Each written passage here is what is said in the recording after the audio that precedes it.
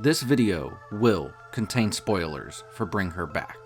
The Filippo brothers, better known to the world as the YouTubers Raka Raka, have been a part of my life for a very substantial amount of time. With me first stumbling upon their channel when I was in 6th grade, and if you've seen any of their Ronald McDonald videos, or hell, just their current film, you'd know I was way too young to be an enjoyer of their content. Something I had to hide from my parents for sure. But their videos felt so cinematic for YouTube through their special effects, fight choreography, stunts, and of course, excessive gore. They were always pushing YouTube's guidelines to the max, to the point where even though their videos gained millions of views, they never had money, because YouTube would demonetize their content so frequently. And around 2017, their channel seemed to die due to the adpocalypse and their crazy shift to moving to America in a giant mansion and creating vlog-style content, which all crashed and burned, causing them to go back to Australia to lick their wounds and hide away from YouTube for a while,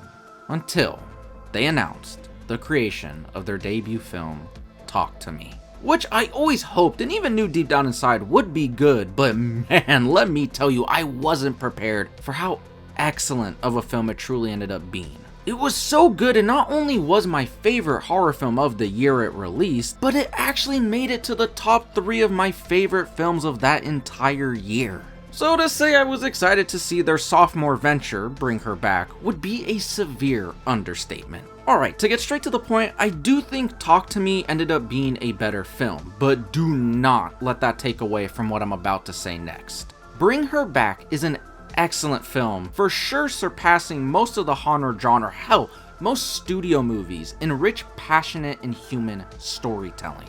As disturbing as the film was, and believe me, it was disturbing as shit, this is such an emotionally deep-rooted narrative that in all honesty was at times hard to sit through, because of how bleak it was, and to me at least, is a forthright compliment to the direction the brothers took in tone and in dialogue. Whether the people in my audience ended up liking the ending or not, and trust me, we will get to that in a moment, I heard a good portion of the audience sniffling while the film was coming to its conclusion. And even though I didn't cry, which I gotta be honest was surprising, I felt the ending sink deep into my soul and touch me in such a horribly beautiful way.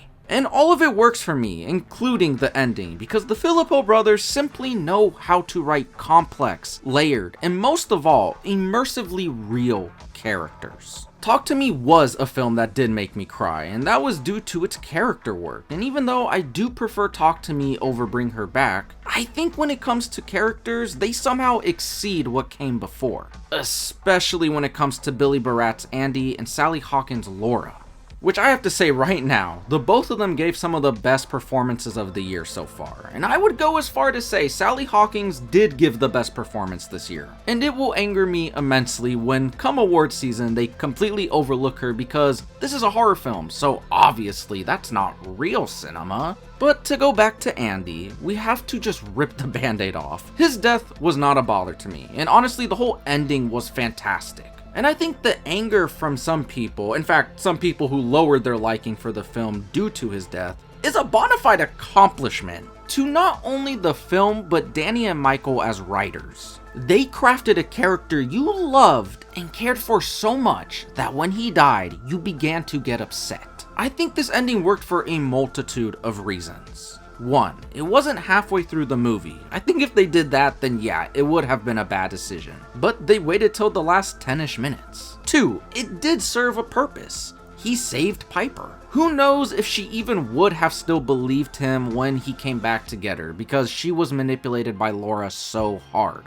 But because of his unfortunate death, her finding out he died was ultimately what ended up saving her life. That coupled with her screaming mom, but either way, he kinda sacrificed himself for her.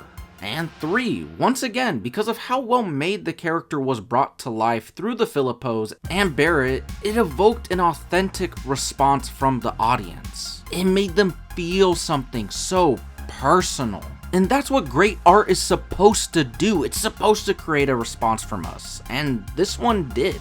And look, honestly, if someone didn't die in this movie, it would have come off as too safe. And the fact that they were bold enough to do it with the main character was crazy.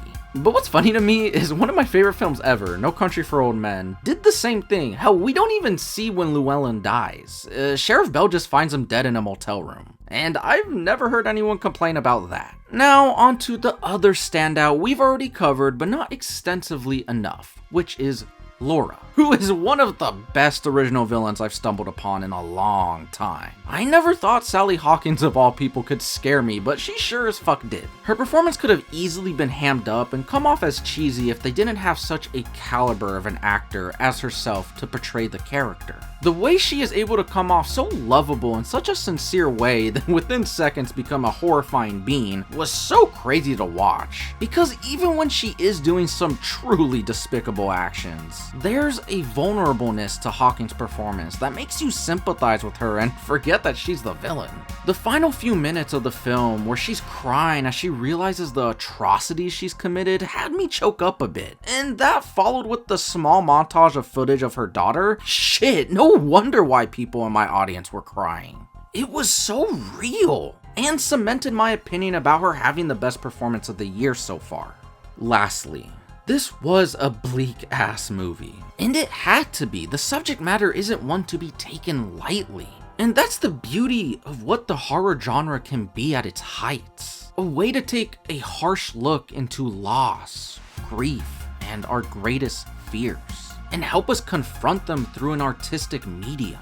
And even though this movie was unapologetically dark, it never came off as cynical, and came to an ending where Connor and Piper make it out alive, and Laura seemingly dies, being able to find some sense of peace. So it's not the most drabbest of endings.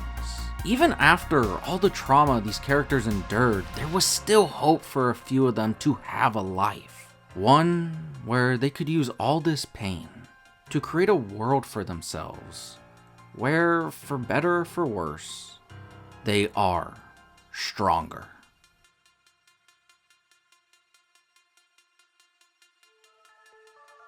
Alright, thank you for checking out the video, I really appreciate it. But I also did want to mention that I actually have made a short film. It took me almost a year and a half to make, and will it be the greatest cinematic feat you have ever seen? No, but I poured my blood, sweat, and tears into it, and most importantly, all my friends came together to really help create my vision and finalize it. And for that reason alone, I think you should go ahead and give it a watch, because I am eternally grateful for all their help.